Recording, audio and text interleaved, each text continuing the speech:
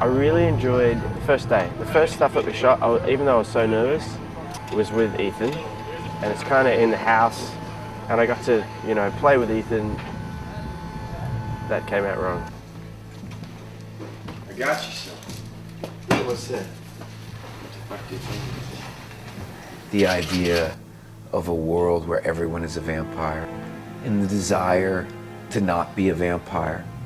The allegory there is so rich.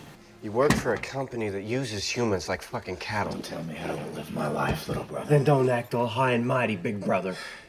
See, look at your company working on some type of fake blood. That's one thing. But we all know that their money comes from farming humans. But we all know exactly they make their money from. Well, there's a conflict of interest between the two of them. His job is to go and hunt humans down and deliver them to the blood farm so that they can be milked of blood. Frankie is a little misled, looking towards role models which are kind of pushing him in a direction which I don't think he really understands. Nothing like me, at all. Pull it out. I'm gonna look at him, I'm gonna look at him. Oh, beautiful. And then you get your bag? And then I look at him again and then I'm grabbing my bag.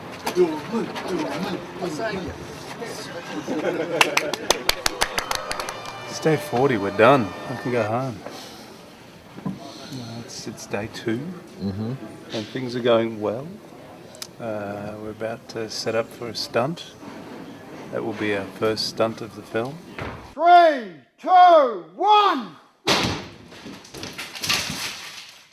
First day went really well. We did a heavy dialogue scene between Ethan and Michael, and they did a great job. You know what was really fun? Was little things like falling through the breakaway glass table. Action! I'd never done anything like that before, so for some reason that really excited me.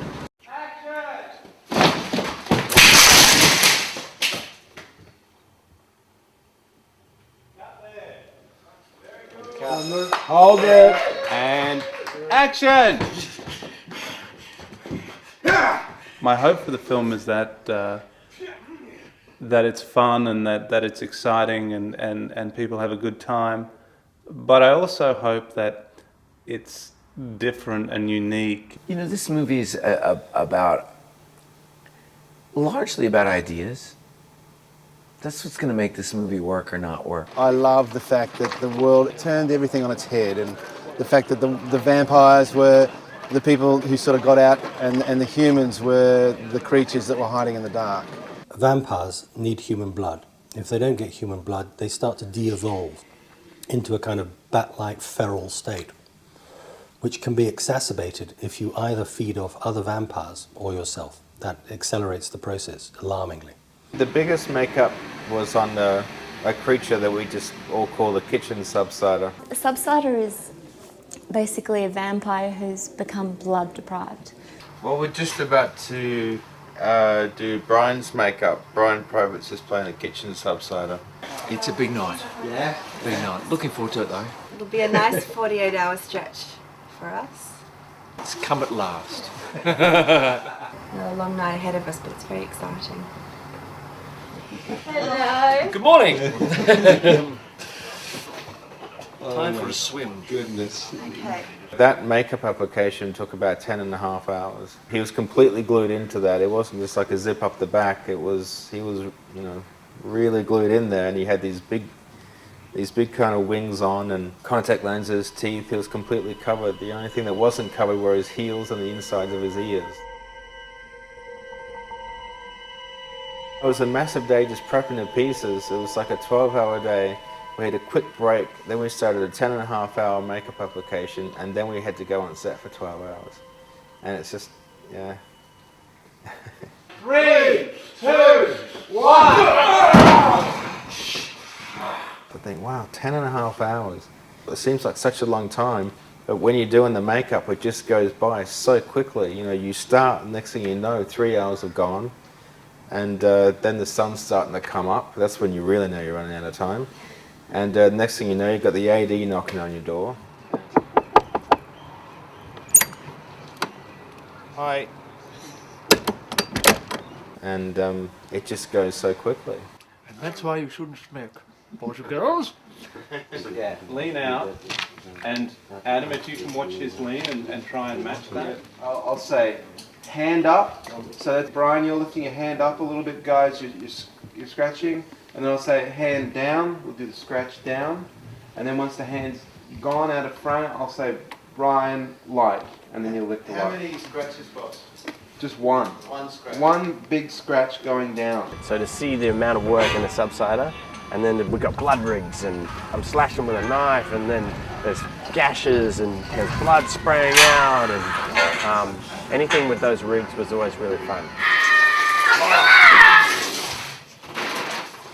And cut! So you're covered in glue, covered in prosthetic.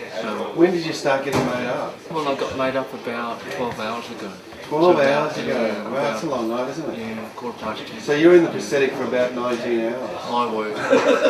Wow. Beautiful. Suck shit.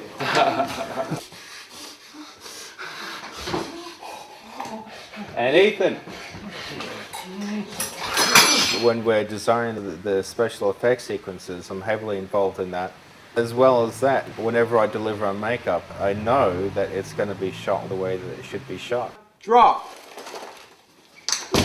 They were doing this stuff as well a long time ago, so they know the process and how long it takes and what the weaknesses of this stuff is and what you need to hide and what you can exploit. Don't be afraid, Harry.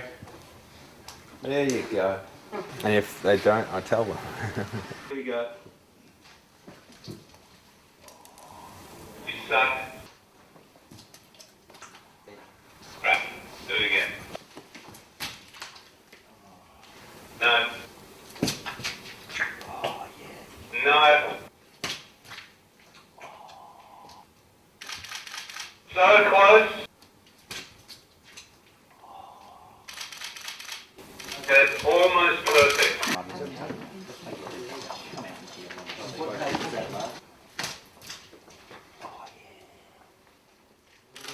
That's a winner, that's a winner. Hold it there, don't move, don't move, don't move.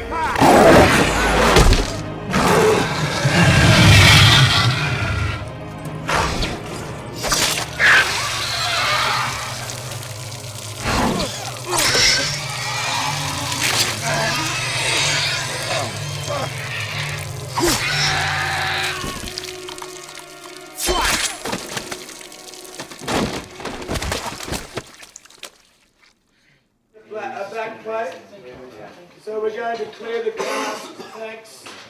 And we're going to thank Brian for being so sensational. Yay!